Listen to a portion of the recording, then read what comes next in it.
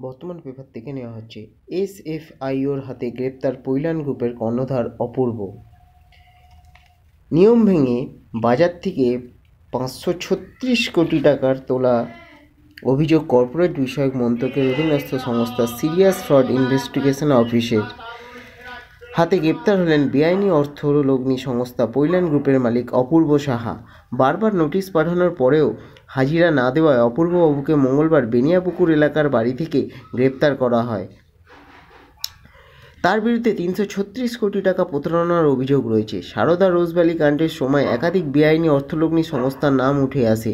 নাম জড়ায় পৈলান গ্রুপের অভিযোগ ছিল আমানতকারীদের অল্পদিনে বিপুল পরিমাণ রিটার্নের টোপ দিয়ে বাজার থেকে প্রায় কোটি কোটি টাকা তুলেছে এই চিটফান্ড সংস্থাগুলি।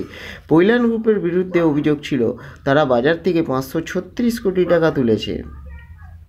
সেবিসহ বিভিন্ন নিয়ামক সংস্থার নিয়ম ভেঙে আমানতকারীদের বিপুল পরিমাণ সুদ দেওয়ার প্রতিশ্রুতি দিয়ে টাকা তুলেছিল সংস্থা। অপূর্ববাবুকে 2019 সালে সিবিআই গ্রেপ্তার করেছিল, পরে জামিনে ছাড়া পান। সংস্থার বিরুদ্ধে তদন্তে নামে এসএফআইও। তারা জানতে পারেন 18টি কোম্পানির নামে টাকা তোলা হয়েছে বাজার থেকে।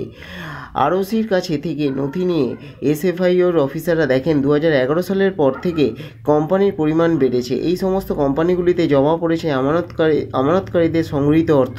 হিসাব মেলাতে গিয়ে অফিসাররা দেখেন বাজার থেকে তোলা 536 কোটি টাকার মধ্যে 336 কোটি টাকার কোনো হিসাব নেই। আমানতকারীরা টাকা ফেরত পাননি। টাকার সিংহভাগই কাগজে কোম্পানি খুলে পাচার হয়েছে। পাচার হওয়া অর্থে 16 কোটি টাকার সম্পত্তি কেনা হয়েছে।